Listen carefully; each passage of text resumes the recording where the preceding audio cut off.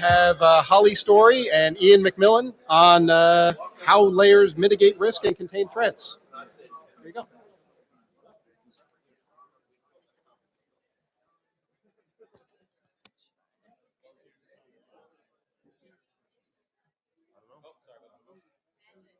Hi, everyone. Hey.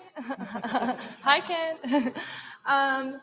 Welcome to our presentation. Super nice to be here again in person this year. I was actually at the last BSides in 2019, but that seems like forever ago now. So we're here to talk about ogres, onions, mostly, and a little bit about cybersecurity. My name's Holly Story. I work with Sarah. I've been with Sarah about 5 years now, and then I have Ian here as well. He works at BSides. We have like a whole introduction slide, one each, but just to say that we have a partnership with BSides to deliver the cybersecurity awareness training solution to Canadian organizations. So we're co-presenting here today. So cybersecurity loves to use metaphors, such as the castle defense is often seen in a cybersecurity strategy. The Swiss cheese model, meaning that there's holes in each individual slice of cheese, but when you stack them together, it creates different layers of security, defense in depth. Less threats can, I guess, come through the cheese layers. As Shrek said, much like onions, ogres have layers too. So in the next 40 minutes, we're going to be talking about how layers can work together to protect your organization, how standards and frameworks are designed with layers in mind, and the human layer of defense. So a little bit about me and Sarah. I'm from St. John's, which is actually not true. I'm actually from Portugal Cove, so it's not St. John's. And I just realized just then that was on the slide. I guess I was like, oh yeah, I'm from Newfoundland. And then my marketing, she's awesome. And she was just like, oh, she must be from St. John's, and put it on the slide, but whatever. Close enough. We manage the .ca registry. So we're not for profit, managing 3 million .ca domains. In 2014, we diversified into the cybersecurity space based on our infrastructure that was already in place for the .ca and our expertise of the DNS. So some of our services are at the DNS layer, and then we have the cybersecurity awareness training in partnership with BSides. And as I mentioned, we're not for profit, mandated by the government to run the .ca. And we have our community investment program, which is pretty cool. I thought it would be a good thing to put in here. Every year we give $1.25 million to help fund projects aimed at creating a better online Canada. So it could be projects for cybersecurity-based projects or digital literacy. And there's a grant process that happens every year in February. So to date, we've funded 185 projects worth $9.2 million. And I certainly encourage anyone to apply if you have a good project. We have funded quite a few here in Newfoundland as well. About the cybersecurity services, obviously aimed at decreasing the risk in org junction with BSides in 2019, over 250 current customers. And now I'm going to pass it off to Ian. I will come back for a brief talk later. And I'll also say that please think about questions during the presentation, because we have so many mugs to give out that shipping back to Ottawa might be a thing. So yeah. Thank you for the demonstration. This is a presentation about mugs, so. Great. Okay, thanks, Holly. Just before I get started, I just want to make a point today to thank Holly for being here with me as the only female speaker today at BSides St. John's.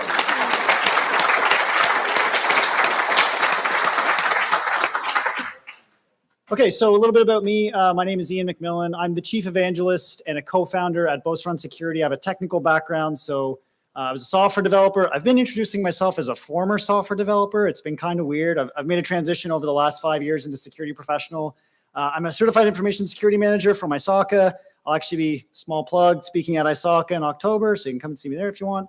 My background is in product experience, interface design, and architecture, and that's what I did originally when we co-founded Boast Run Security. And I'm passionate about making cybersecurity tools more usable for people. And I bring that same experience from my software development background into my security experience. I really think that the things that we do for people to make them be more secure need to keep in mind the things that they're trying to do every day, which is their job, right? So I've worked with national banks, with telecom companies, with energy utilities, with higher education institutions, with governments, municipal, provincial, and in federal capacities, helping them design security awareness programs that engage their population and protect their organization. A little bit about us at Boast Run Security. So we're a Canadian firm, proudly Canadian. We're headquartered on the East Coast in Fredericton. That's where I'm from. I'm not from Portugal Cove. We're really more of a software company, truthfully. We build a cloud-based software as a service that does security awareness program management. So your good old-fashioned phishing simulations, which I know everybody in this room loves phishing simulations. We automate security awareness training. We do employee engagement, user engagement to get them involved with the awareness program. And gamification is one of the big things that we do. And I'm going to talk a little bit about that today as one of those security layers. We've got over 650,000 customers, 600,000 customers across 650 customers. And we have a proven relationship with Sierra. Our partnership with Sierra just makes sense. It's two proudly Canadian brands coming together to make Canadians more secure, delivering Canadian content with a Canadian focus. So yeah, it just makes sense for us. So let's talk about security now that we've gone through sort of all the introduction stuff. So how layers protect. A good security strategy is designed with layers in mind. We apply and implement controls and measures to reduce risks, to prevent incidents, and these often overlap in a lot of different ways. So this is the onion diagram. It's not the prettiest diagram in the world. I tried to make it prettier, but you just can't make something like this pretty. But this sort of talks about all the different layers that we see in security. So, people, the outer layer is people because people proliferate through all of the assets and controls that we put in place. Everything that your organization does inside and outside involves the people within. The second layer there is our secure perimeter, of course, so that keeps malicious actors out. Our third layer is network security, which allows for monitoring of traffic, detection of anomalies, things that are happening within the environment. Endpoint security can prevent the spread of malware and ransomware. Application security keeps our transactions of data safe. And finally, the data security layer keeps storage environments protected from data exfiltration. And that's what that looks like. We often sort of think of these as stacked layers that land one on top of the other. But the reality is they are more round like this because the impact of people has an impact on all the other layers, not just the subsequent layer below it. So we have to keep that in mind when we're applying strategies to try and protect the organization from threats on the outside. In terms of frameworks, I want to talk a little bit about standards and frameworks, how they incorporate layers. This is one of my favorite XKCD comics that talks about frameworks. There's 14 competing standards. Ridiculous. We need to have one standard that covers all use cases. And now there's 15 competing standards, right? So as security professionals, I think we deal with this fairly regularly. I'll put a couple up here, right? So NIST, CSF, and SP 800, CIS version 8, Cybersecurity Canada. These are all designed to cover us in a lot of different ways, but I think they all have a consistent theme of a layered approach to protection and defense. This is an example of copying the 13 controls from Cybersecurity Canada. It's one of the smallest, so it's the easiest to fit on one slide. And as you can see, there's a lot of, if you compared this to that onion diagram that I showed, you would find a clear delineation between any one of these controls and several of those layers. So I just kind of wanted to change your perspective a little bit about these protective measures we put in place based on these frameworks and then how they actually fit into the layered approach. More specifically, I want to talk a little bit about this guy, which is providing employee awareness training, super specific control, I know.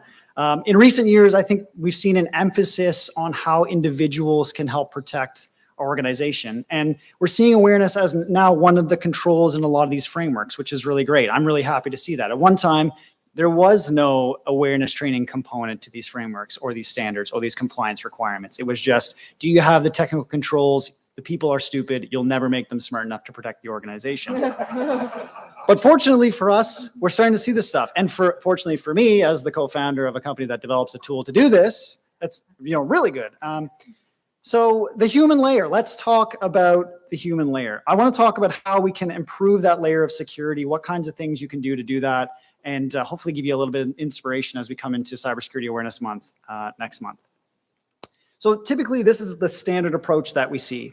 Surveying users, phishing simulations, courses, reporting, and although skill-focused education is really where we've put a lot of our resources, teaching someone what a phishing email looks like, teaching someone what malware might look like, it's really an evolution in security behavior that our layer of people should be. So it's not necessarily about just saying, don't click on links. The skill is not to click on links. It should be developing behaviors and competencies that users know that they should use every day. I was just talking to somebody actually a couple of minutes ago about, I heard a CIO say to me recently of a fairly large organization, global organization. He said they've started adding security awareness moments into information technology meetings, into IT meetings. So just like how people on the shop floor have a safety moment where they talk about, I saw something on the floor and I picked it up and I moved it out of the way before someone hurt themselves.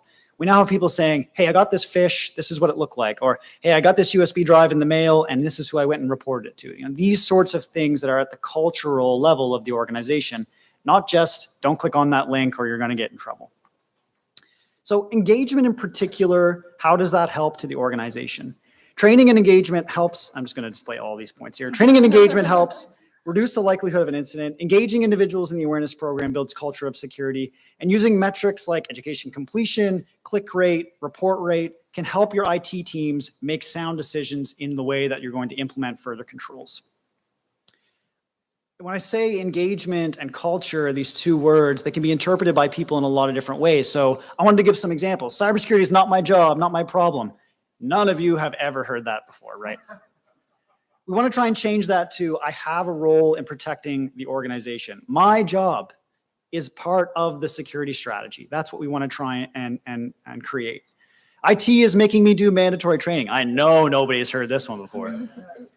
We need to change that to, I need to learn how to protect these assets that are in my care, that I'm a steward of this information, and when I'm handling it, I have to do it in a way that's secure.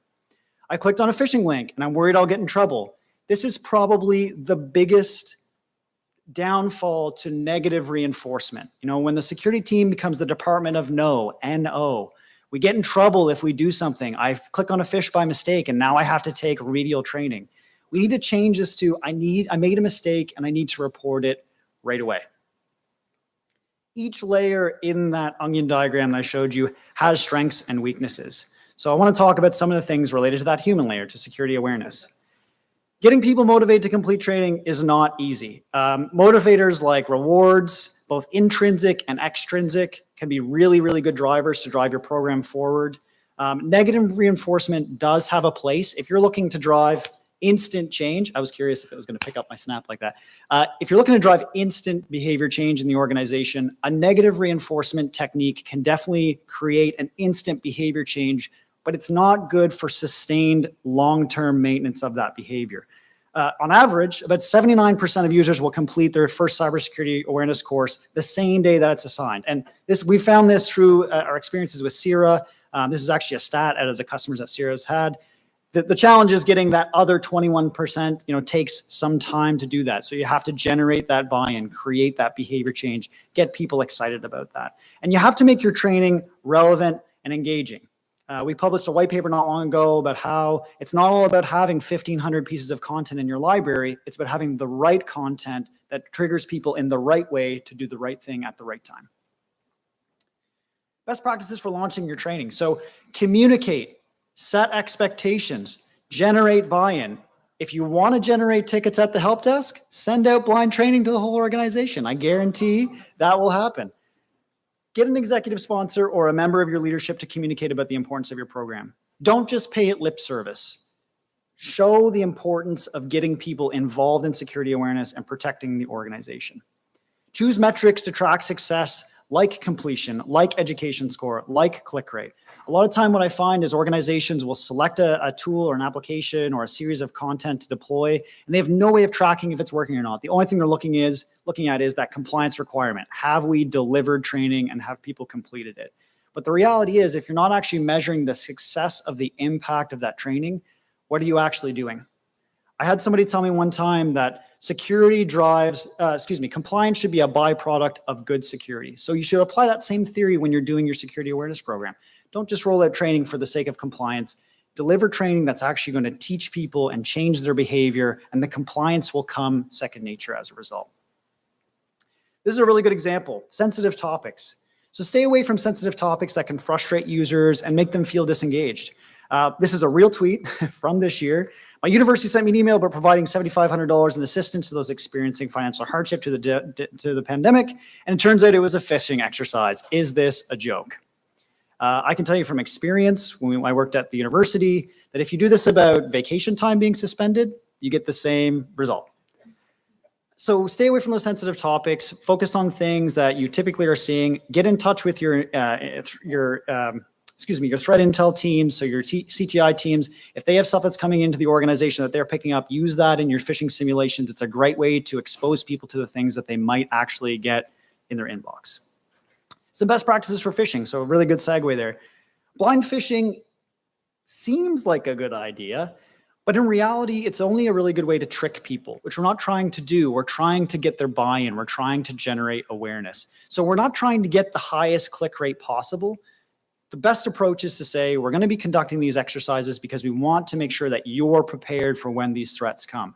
And then you send out your phishing exercises, and I can guarantee that you will have people click on them, even if you've warned them, I promise. Progressive difficulty is also a great way to improve the effectiveness of that program. So if you're sending your IT admins that have been in the organization for 20 years, phishes about their iPhone they just ordered on Amazon with spelling mistakes, chances are that they're not going to click. You're not actually doing anything but annoying them. And I've had them tell me that personally, believe me. So increase that difficulty a little bit over time. I've had a couple of folks say to me, hey, and that fish you sent me, that was actually a pretty tough one. And it's like, what fish? And that's how we know that that program is working. People are actually seeing things, thinking that we're sending phishing simulations, and they're actually real phishing emails. Timely, relevant remedial training. This is a really big one. When our CEO, David Shipley, was the security manager at University of New Brunswick, he was having a really hard time following up with staff and faculty, getting them to complete remedial training in a timely manner. So what ended up happening is, someone clicks on something, and then like 6 months later, they're in a room learning about phishing, and they have no idea why. So timely is important, relevant to the material that they clicked on in the phish, for example, or the incident that happened. I'm using phishing, but anything really, any incident you have, that remedial training is critical to changing that behavior. And then give users or individuals the opportunity to redeem themselves as well. It doesn't have to all be doom and gloom. They already feel bad about clicking on a phishing simulation, and they already probably feel pretty ashamed about it. So when they complete that remedial training, give them a thumbs up. Give them that little bit of dopamine, that serotonin hit that we all crave to make them feel good about the fact that they've remediated themselves. Finally, some best practices for training here. So making your training relevant. I already mentioned that about remedial training. Customize it where possible, use local examples, relate it back to organizational practices, brand your awareness program, be cyber savvy, be cyber smart, get cyber smart. However you want to do that, make it a relatable brand, make it easy for them. So make sure that it's easy for them to take, it's easy for them to understand. We've got a copy of the report a phish button that we deploy. This is Sierra's version. Make it easy for them to report emails. A simple workflow to identify indicators in a phish and report it is a really great example of that. Already mentioned that. And then make it engaging as well. So this is probably one of the biggest pieces of feedback that we get. Some folks want a video, and some folks want a choose your own adventure, and some folks want death by PowerPoint. It sort of depends on your organizational culture. But whatever works for your organization, make it engaging, and then incentivize it with that positive reinforcement that I mentioned. So I'll give you an example. During Security Awareness Month, I'm our security awareness manager, in addition to all the other things I do at Boast Run Security. And I tell people, anybody that completes supplemental education during Security Awareness Month, you're going to be put into a hat for a draw. We're going to give you a $50 gift card. Simple as that. You could be drawn for a $50 gift card, I should say. So just that small incentive, we see a substantial uptake in the number of people that go in and voluntarily take security education. Are they doing it to get a gift card? Probably. Are they learning something as a byproduct? Definitely. So that's something to think about. All right, so I'm going to turn it over to Holly again. She's going to finish up our presentation. Thanks very much. So, yeah. Thanks, Ian. And we had a discussion earlier about this presentation. Ian's like, okay, Holly, we're the last presentation. You know that we're standing in between a whole bunch of, maybe 50% Newfoundlanders, drinks and prizes. I was like, yeah, that's fair enough. So won't take too much more of your time. But cybersecurity insurance. So Ian was talking a lot about, clicking a box and the difference between just checking a box for requirements such as cybersecurity insurance or proactively changing the culture of an organization so that everyone feels like they're part of a solution. And that's definitely what we're seeing now is with cybersecurity insurance, there's definitely an increase of the requirement for cybersecurity awareness training. And 59% of Canadian organizations now have cybersecurity insurance. It's true that the rise in applicants due to the pandemic has underwent a 29% increase, especially with the rise of cyber attacks and COVID-related cyber attacks as well. Yeah. Oh, that would be a very interesting. Yeah, so we actually publish a cybersecurity survey every year, Sarah. So if you look on the website, we have the latest one out now. And normally there's a whole bunch of information on it, like the breakdown and graphs and all that. I don't have it off the top of my head, but certainly if you're interested in that, yeah, there you go, Ian, the mug, the mug. Now everyone's gonna have a question, hopefully. Yeah, they're good travel mugs for picnics or whatnot. 35% increase in premiums from 2020 to 2021 as well.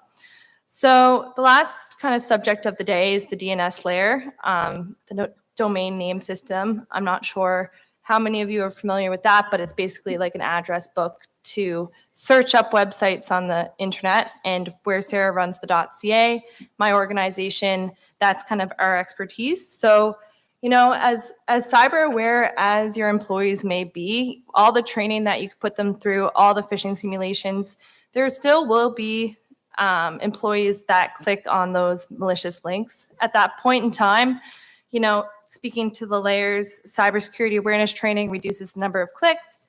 We actually see a 3 times reduction in the number of clicks after the first 6 months of starting with training. But the Sarah DNS firewall or any DNS firewall will also help to better protect the organization as an additional layer in the onion, the ugly onion diagram that Ian was mentioning earlier. So it's a defense in depth kind of approach that makes the difference. And the goal with the DNS firewall would be to block what is currently being missed by your other layers of security. I have some statistics here. I thought it was pretty interesting. So threats blocked in Eastern Canada with the Sarah DNS firewall. We have web filtering, malware, and phishing, and a breakdown with all of it. So in terms of Atlantic provinces versus the rest of Canada, almost 9% of the blocks came from the Atlantic provinces in terms of malware, which is, quite a lot of blocks if you're thinking about it compared to, other really large provinces in Canada. The Atlantic provinces themselves, they're up to 9% there.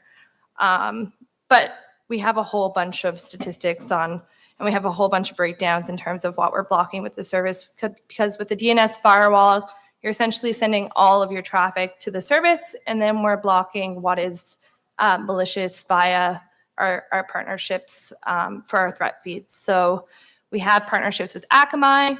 They're adding in an additional 100,000 new threats daily, the Canadian Centre for Cybersecurity, and the Canadian Centre for Child Protection. Off-network protection, definitely an extension to the DNS firewall, protecting mobile devices, laptops, and so forth. So basically offering device-level reporting, full deployment in minutes, and network management. Those are the supported systems up there. Oh, it's cut off a little bit, but you can see Android, iOS, Windows, Chrome, and Mac. And we're going to be launching that on Monday. So I was like, coming soon. It's like coming very soon. We've been working, my development team have been working on this forever.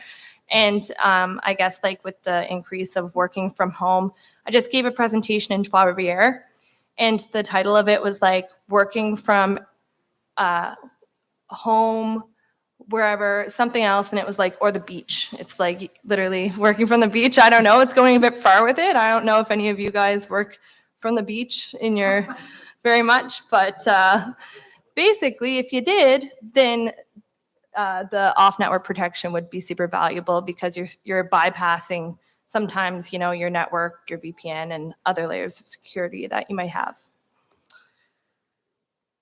And that's it. So this is basically, obviously, my email. And if you have any questions, feel free to ask them now. And if not, yeah, there you go.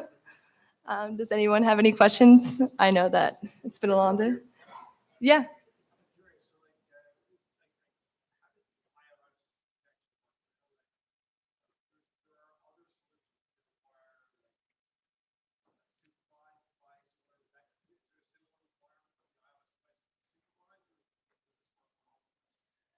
Yeah, so we have so there's the Canadian Shield. So that's the at-home protection equivalent of the DNS firewall. So if you're using it for personal reasons, like if you're using an iOS device for personal reasons, then maybe the Canadian Shield is the better fit. But if it's a work-owned device, then obviously, you want to protect your own network in your own organization. So at that point, it works with a client being installed at the device layer, and it could be pushed out through an MDM or by like an activation link. So if you have like a couple users, maybe activation link, but if not, like Intunes or. Yeah, for sure. And like that would be the deployment in minutes, but obviously anything that you can take out of the end user's hand would be the way to go. Yeah. Any other? Yeah.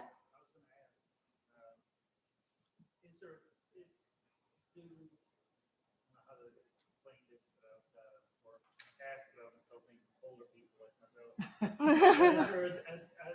there a difference in demographics in terms of age, in terms of Yeah, that's a lot of people will be like, man, don't take that. yeah, Right? yeah, Maybe people be like, no, that looks okay to me. yeah. Whereas younger people are a bit more. Yeah, great question. They're a little more savvy.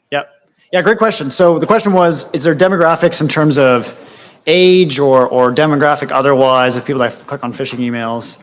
I'll see if I can do this. See if I can do this. Nan, don't click on that phishing email, I think is what you said. Yeah, so not really, to be honest. I would say 25% of our users that have fallen victim to phishing emails for simulations at Post-Run Security in particular have all been not during working hours. I'd say that's probably one of the biggest things. So it becomes more about the situation the user's in, how much workload they have, things of that nature.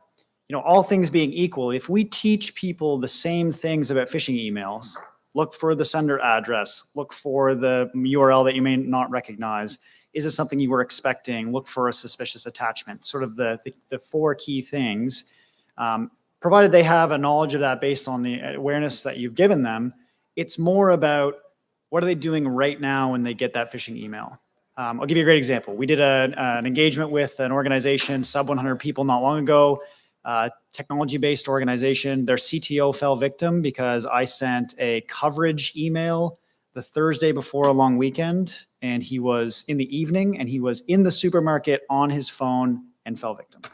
So in that case, that's a technology-oriented individual falling victim because of the circumstance. Another really good example, we went into a regional telco in the US, about 3,500 people, deployed our first phishing simulation, a blanketed phishing simulation. So everybody got the same one, which we don't typically do. And it was a package delivery in November, a missed package delivery, 28% click rate in a telco, right? In a technology, a fairly technology-oriented organization like a telco. So yeah, my answer, it's a long-winded answer, but my answer to your question is no, there's not really any demographics. Those things that we assume, a senior is more likely, in the context of an organization where we're giving that baseline training, after they've taken their training and learned, there's no demographics in that term. Everybody is susceptible. Yeah.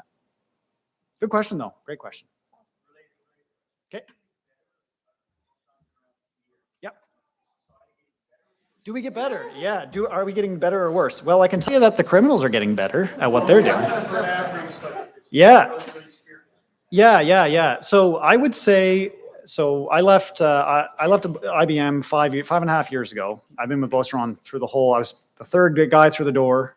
And I can tell you that the average kind of phishing is going away. Nigerian print scams still bring in about 700,000 US a year. But callback phishing is up 625% this year. And callback phishing is where they're going to send you an email that says, hey, there's a problem with your account. Call us at the 1-800 number and use this 4-digit code. And then when you call, they say, hey, can you give us the 2-factor authentication code we just sent you? And they're like, sure. And that's the kind of things that are happening. We're seeing a decrease in the complexity of these and an increase in the sophistication. So it's no longer Nigerian print scams or the oil company of Qatar trying to get you to hold $100 million in trust. It's, here's a job opportunity. A colleague of yours thought that you might be a good fit for this. Here's a link to look at it, and the description is in the attachment. And that's what people are getting in their inbox. They're sending them from Amazon SES, Outlook, or live.com, and Gmail, because all of those services have SPF, DMARC, and DKIM. They can almost guarantee deliverability. And so my answer would be that anybody that's a Beauceron customer is getting better at not clicking fishes. But the criminals are upping the ante in terms of what we're receiving and seeing organizations receive. Yeah. Does that answer your question? Want a mug? Oh, you got one. You got one? Okay. Yeah. Regards to your previous answer about the CEO in the grocery store. Yep. But, so how can you break employees who otherwise can identify phishing email in a test, quiz environment? Yeah. But, in the moment when they're distracted, they'll still fall for it. Yeah. Great question. So question was, we can get, how do we tell people, in the test, this is one scenario, and then when you're actually distracted and you get this email, how can you not fall victim? So great question. I think it's really, really important to break down the barriers for entry in your simulations. I get so many organizations when we first go in that say, we can't use anything that uses a real brand. We can't send them outside of office hours. We can't send them things that relate to projects that they're working on. We can't send them things that are referring to colleagues of theirs. So what ends up happening is we send them, hey, thanks for your $1,200 purchase on Amazon. And they're like, come on, right? Like, I'm not going to click on this. So break down those barriers for entry. Try and make your simulation program simulatory, like it's as real as it gets. So send them stuff leading into a long weekend, for example. Send them stuff that's branded. I mean, cyber criminals don't care about branding. Like, they're going to send you, they'll find out what payroll system you use and send you a payroll fish from that brand, right? So now, like I said, within reason, we're not going to send people payroll fishes from our payroll system. That might be a little bit too sensitive. But, break down those barriers and then make people aware of that. So a lot of what I'm doing now when we're working with customers to develop education, for example, is it's not just here are the indicators that it's a fish, but also here's when you might be more susceptible. First thing in the morning, after hours, when you start a new role, that's a big one. You come into a new role and you're being swamped with a bunch of new information. That's a time that you might be more susceptible. So again, this is about raising awareness, not teaching skills. We want to raise their awareness that they are more susceptible at those times. Yeah. Answer your question? Good. Sorry, I'm a little long-winded today, guys. I just get really excited about phishing and awareness. Other questions?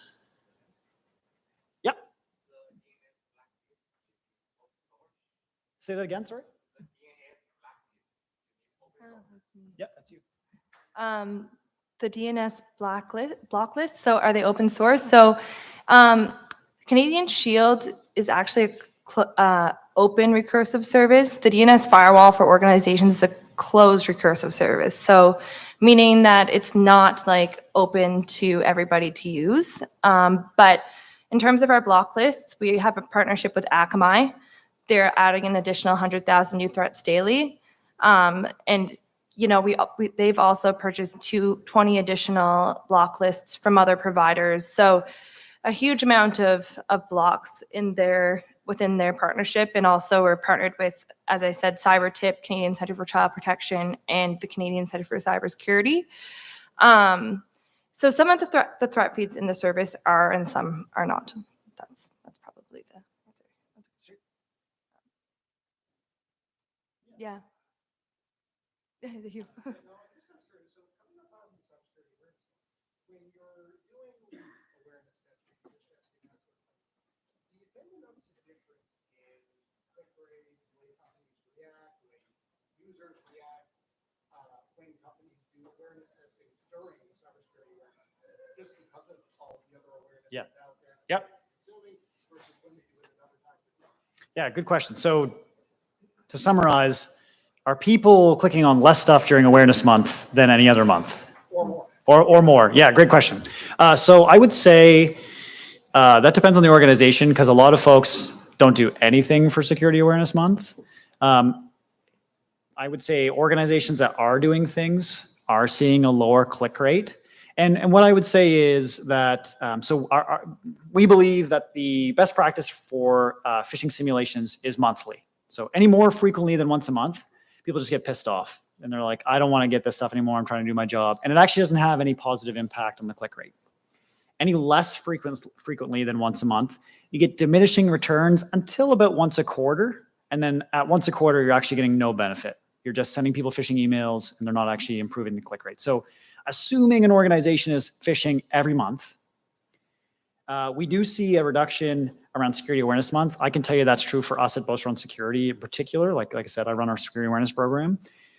And I actually just did a webinar on this like last week. So what you want to try and do is build momentum and then carry that momentum forward from Awareness Month. So you're going to see an ebb and flow that spans about 5 months or so, 6 months typically, where the click rate goes like careening downwards October, November, and then gradually climbs through Christmas, New Year's, so on and so forth. So the idea is shorter engagements with your population more frequently rather than a month of awareness activities and then nothing for 11. Make sense? Excellent. Other questions? I don't know what time it is. I don't think we've looked at the It's 5:05. We actually, I sped through the presentation, so we got time. Oh, sweet. Yes.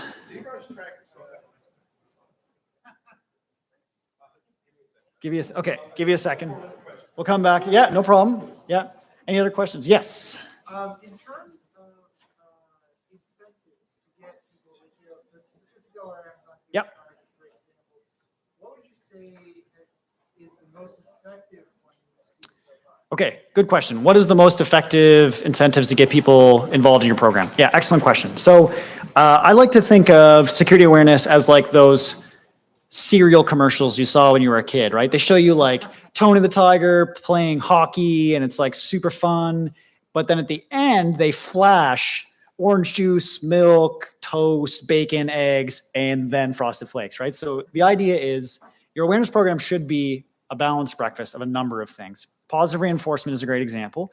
So I mentioned negative reinforcement is a really good way to change immediate behaviors, right? So that, and falling victim to a phish is negative reinforcement. People feel bad about that. In terms of incentivizing behaviors, there's two key types of incentives rather. Intrinsic rewards, which are personal. So these are kind of like a pacemaker. They introduce rhythm and pace, and they have a long-term impact because dopamine is an interesting drug. It has a really powerful impact. The second type is extrinsic rewards. So these are external. This is more like a defibrillator to a stop charge. So it's high impact, but not long-term effectiveness. So what I usually recommend is once every quarter, for example, at a regular interval, you introduce an extrinsic reward. Boof, here's a contest. Caption this meme with a cybersecurity caption. Create a phishing simulation and submit it to be entered for a draw. You know, these sorts of things that get people thinking about security without having to sit in front of a slide deck and look. And then otherwise, you're introducing those constant intrinsic rewards that are just making people feel good about what they're doing. So you complete a course, you get recognized. You know, you report a phishing simulation, you get recognized. Not so subtle plug. That's literally exactly what we do. So we give every user a risk score that they own. It's made up of how they do on their training, any external exposures they've been involved in, and then how they interact with phishing simulations, whether they click or fall victim, and then any other things that you want to introduce in terms of reward and incident. And the idea is that every time they're reporting that phishing simulation, we're emailing them back and saying, or showing them in the button when they report, excellent job, you reported this, it was a simulation, you've received a reward, your risk score has gone down. Yeah. To answer your question? Yeah. So like the short version, I guess, because I am a little long-winded today, I apologize, is that there's a number of things. It's better to do all of them a little bit than one of them a lot. Make sense? Okay. How are you doing? Yeah. Phishing campaigns, okay? Yep.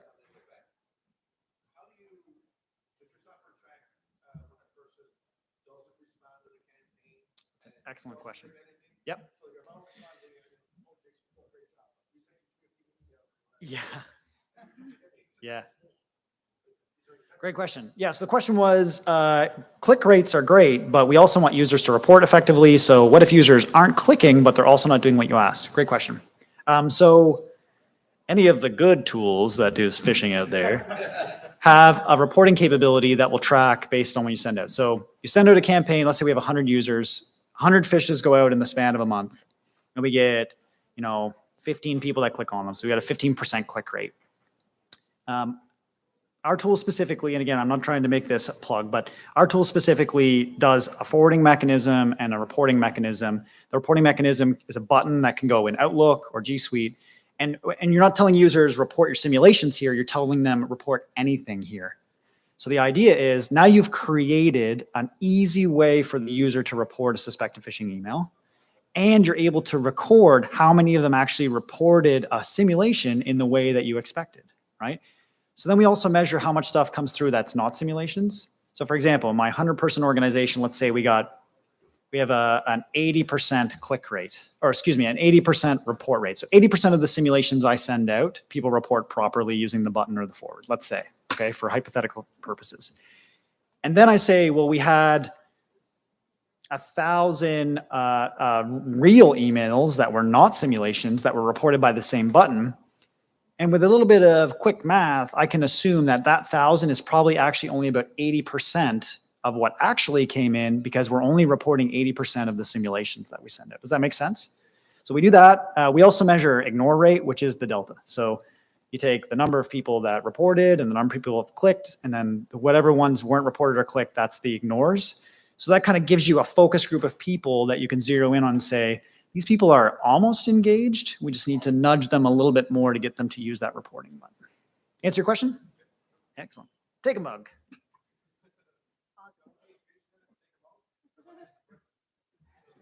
Yeah, where you get fished, yeah. You have no idea how many people at conferences come up to me and say, you're the fish guy. I'm not sending you fishes myself. Any other questions? Going once, going I twice. actually think your time is also wrong on this. So. Oh, is it really? Oh, Yeah. yeah, right. I'm a mainlander, It's aren't so I? funny. I'm running on mainland time. Okay. If you've got follow-on questions about phishing or Sierra's offering in the DNS firewall or a cyber awareness training, please come and reach out to us or rate. We have a booth right inside there. Otherwise, enjoy your social and your prizes. Thank you very much.